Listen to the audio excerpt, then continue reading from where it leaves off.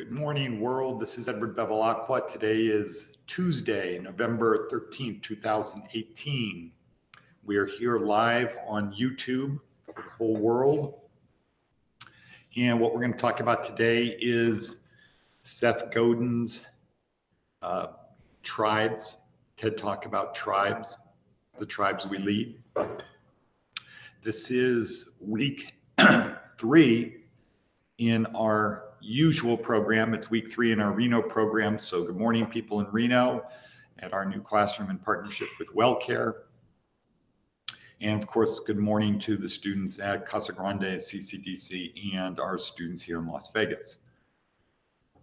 Let's see, parenthetical, off into the weeds. It's getting kind of cold today. This morning, as I was driving my daughter to high school, it was 38 degrees out here in Las Vegas. Hard to imagine that a month ago it was about 80 degrees at this time.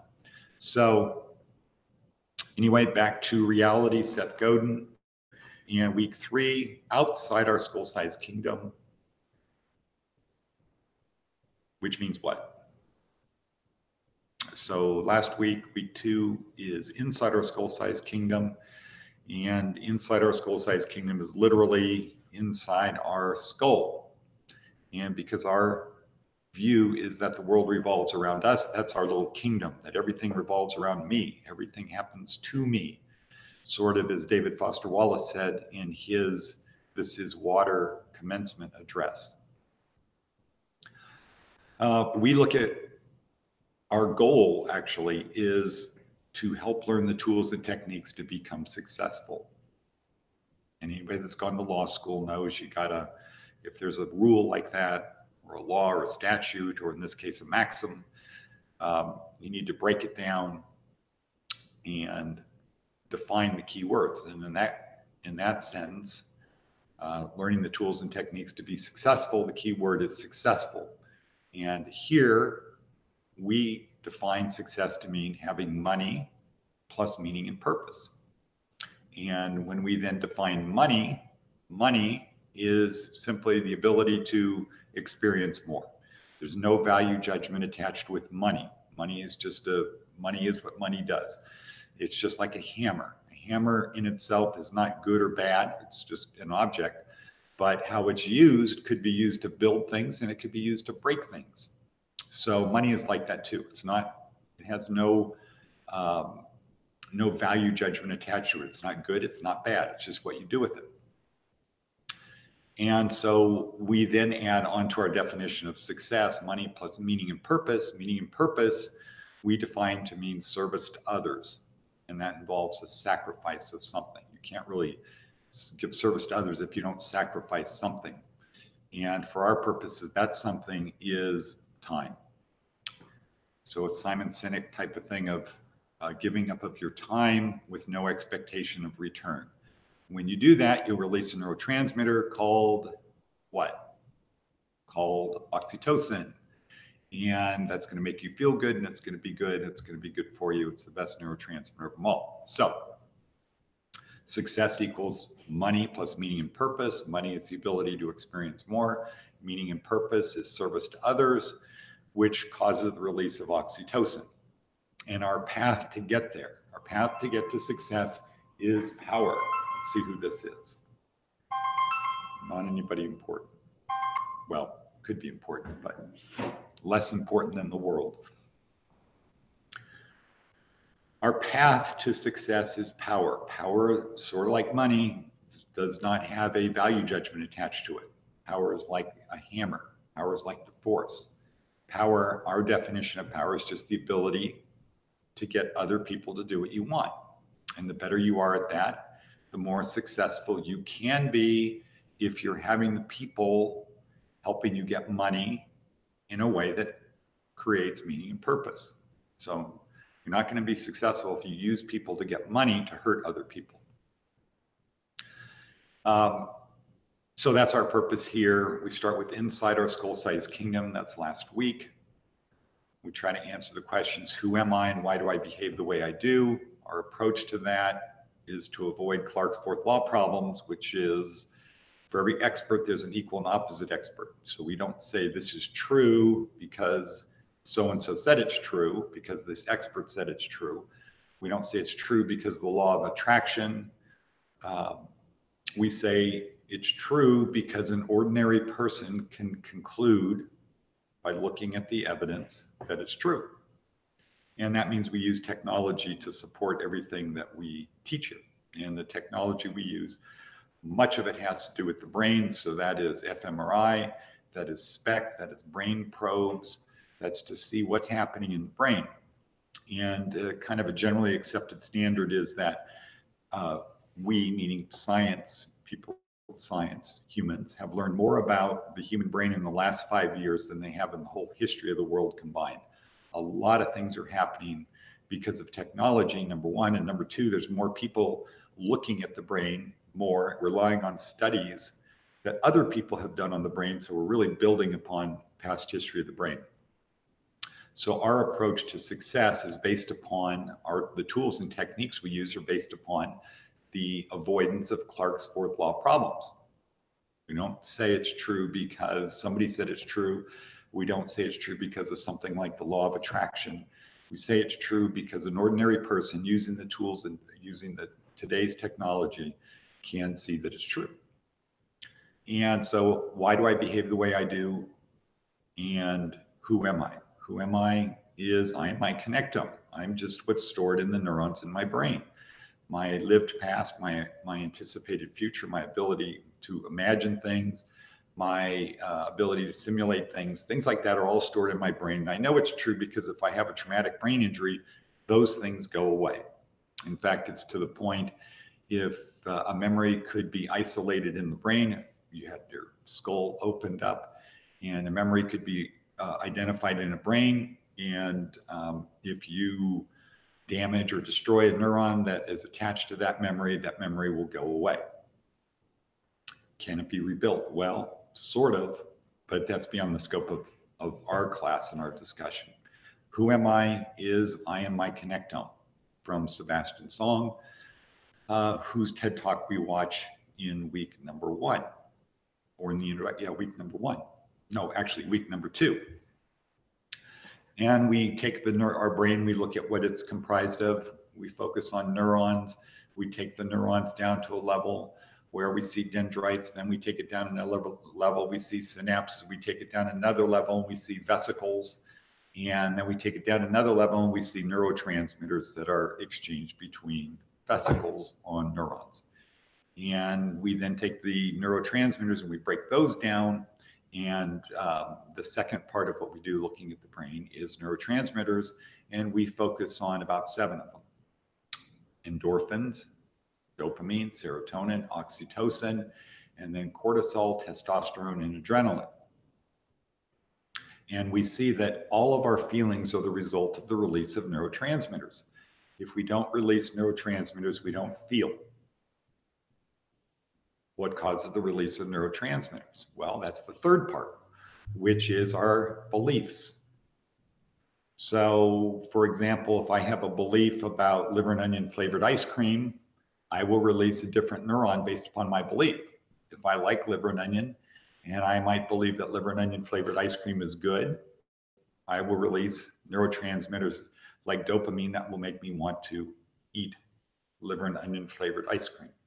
If I don't like liver and onion, then I would release another neurotransmitter, a different neurotransmitter that would make me not want to eat it. And certainly I'd release cortisol, which would kind of get me confused because just the thought of liver and onion flavored ice cream is kind of strange. So our beliefs cause the release of neurotransmitters. Neurotransmitters cause us to feel. Our feelings affect our behavior, and our behavior affects the outcome. So how do our beliefs fit into that? Well, there's a part of our brain called the what? Called the reticular activation system, which is located in our brain stem, a bunch of neurons about the size of our little finger right back here that act sort of like a filter, or as Tony Robbins says, kind of a homing device for the things that are important to us. And fundamentally, per Mark Dawes, our reticular activation system is constantly scanning all information available to us to support our beliefs. So all information that can come in through our eyes, ears, nose, mouth, senses, all of that is constantly being scanned by our reticular activation system. And anything that's important, like our name, the clothes we wear, just any beliefs we have, are going to get through our reticular activation system and come to our awareness at one level or another. So that's last week. That's inside our skull size kingdom. And the idea is, if I know who I am, I know why I behave the way I do, then I have the ability to dial in, to dial in, as I do it in class, to become the person I need to be right now. Sometimes I might need to run into a burning building, and sometimes I might need to not run into a burning building. And instead of the burning building deciding whether I run in or not, it should be up to me. And that would kind of be a segue into Stoicism, which is not part of our 4-week program, but it's part of our 8 and 16-week program. So I want to have the ability to control my emotions, to dial in who I need to be. That's a tool for success. It's kind of the ultimate tool, because if I can do that, then I can get other people to do what I want based upon my behavior. And if I have them do the right thing, then I will end up having money plus meaning and purpose. The second benefit of knowing how my brain works is I know how your brain works. I know that your brain works the same way that my brain works. What I don't necessarily know is what are your beliefs.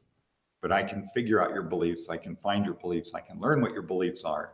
And then if I know what your beliefs are, and I know that your beliefs are going to trigger the release of neurotransmitters, which will cause you to feel a certain way, behave a certain way, and the outcome will be a certain way, I have the ability to start at the back end of that and say, okay, here's the outcome I want. What's the behavior I need?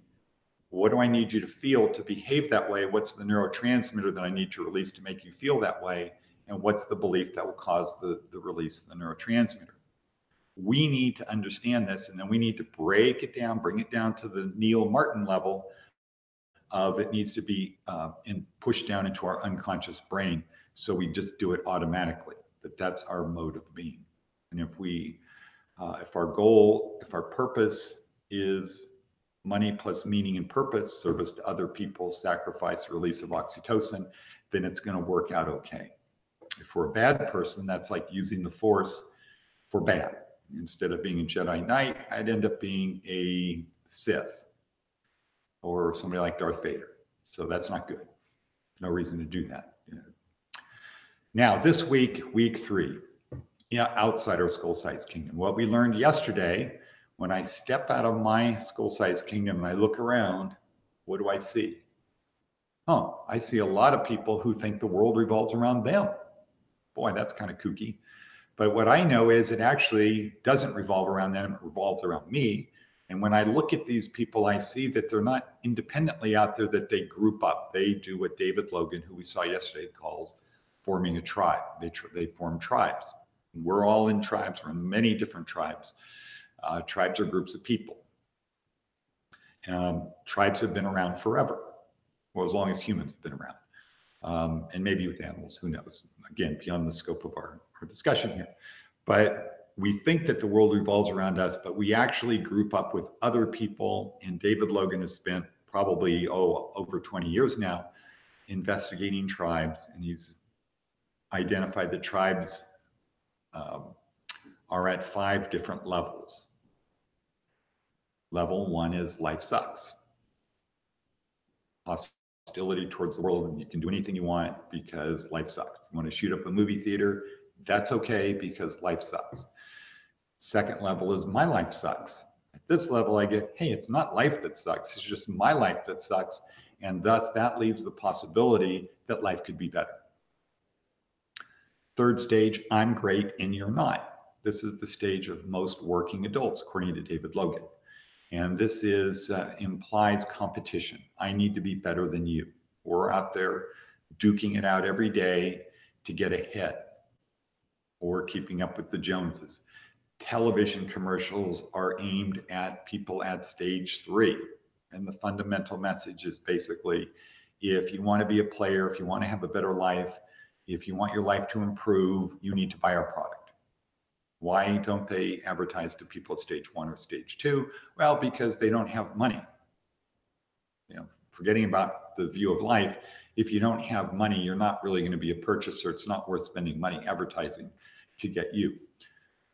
Stage 4, we're great. Stage 5, life's great.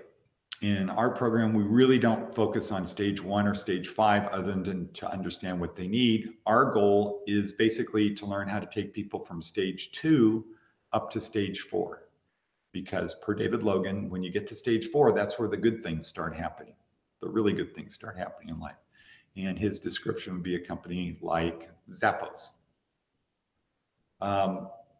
And so yesterday for David Logan, we got, hey, people form tribes. That's what they do. Birds fly, fish swim, people form tribes. Identify the tribes you have. And David Logan's thing is join a tribe, nudge it forward. So for our purposes, if you want to become successful, you need to get other people to do what you want. So you can always start from scratch. But if you follow the David Logan approach, you join a tribe and you nudge it forward. And the keyword or a keyword in there is nudge. Nudge doesn't mean pull. It doesn't mean push. It doesn't mean shove. It doesn't mean drag. It's just kind of a sort of a gentle but firm, consistent pressure to move forward. And forward would imply something good, not manipulate people. So David Logan's thing is people form tribes, join a tribe, nudge it forward. Okay, cool. So here we are today. And we pick up from, okay, great. I understand about tribes. I understand about power. And so I need to nudge a tribe forward. Well, how do I do that? How do I nudge a tribe forward? And that's where we come to Seth Godin, the tribes we lead. And Seth Godin gives a simple 4-step process on how we nudge tribes forward. First of all, you got to find something to change, or as he says, part of the status quo to change. Got to change something. Status quo, Latin, little segue back to our book, Res Gesti. What's that? Latin. You speak Latin? A little. Okay, status quo, another example, Latin. So find part of the status quo to change. If you can't change the status quo, you can't nudge the tribe forward. So find something to change. How do you find something to change? Observe, ask, participate, figure something out. Step 2. Tell a story. Step 3, connect the true believers and ignore the non-true believers. So our class is not based upon religion, but probably the one thing from religion, well, there's 2 things now, the Matthew effect. Again, not part of this discussion, but one thing from the Bible, and Jesus is instructing his disciples to go out and spread the word. His thing is if they don't believe, just dust off your sandals and go to the next town. Don't argue with them. Seth Godin, same thing. Connect the true believers. These are the people who say, I'm with you. I agree. What do you want us to do? And step 4 is then lead them. So today, our purpose is to understand how you nudge a tribe forward. And it's very simple. Find something to change, tell a story. People love stories.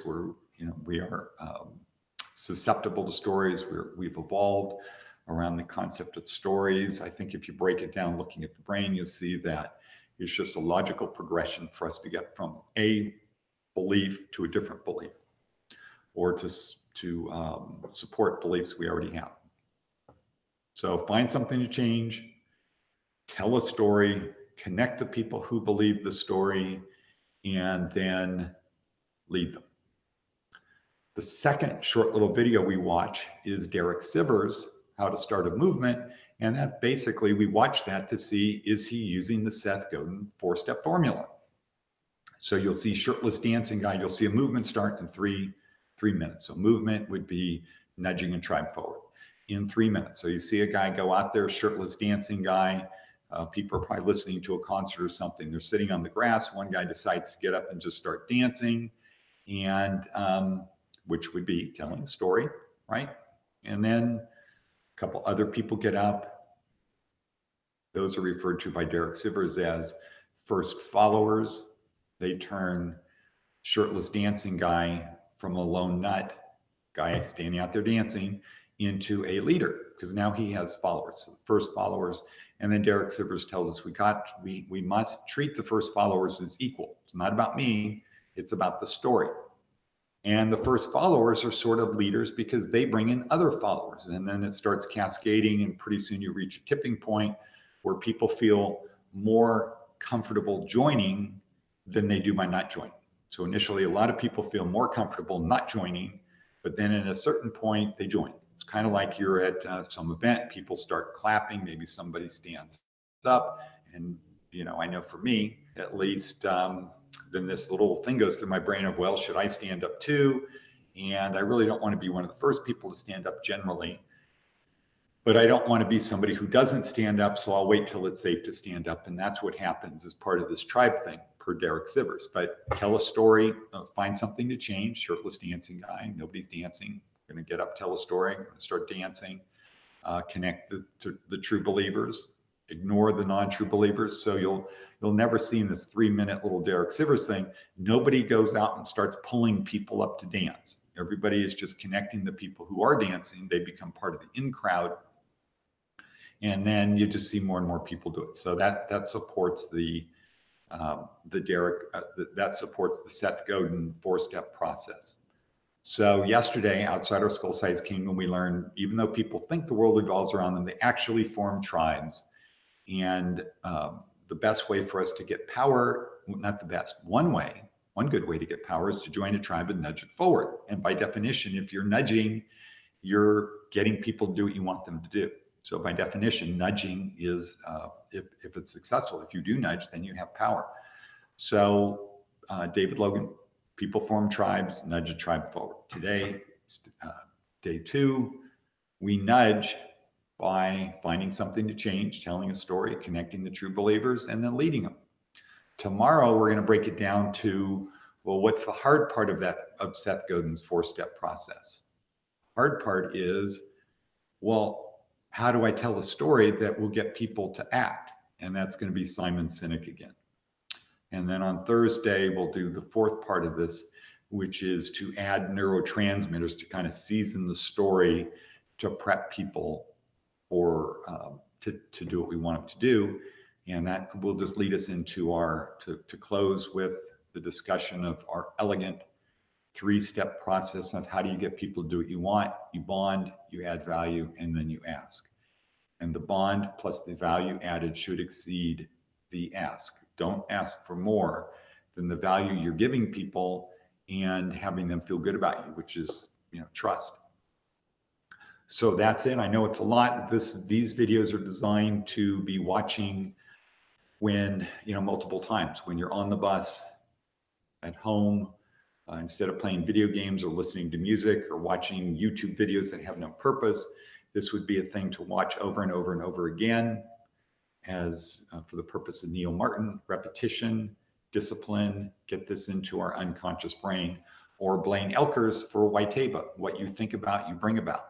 So if you understand this, you will have the ability to use the tools to become successful. That's it. Thank you for being there. See you tomorrow.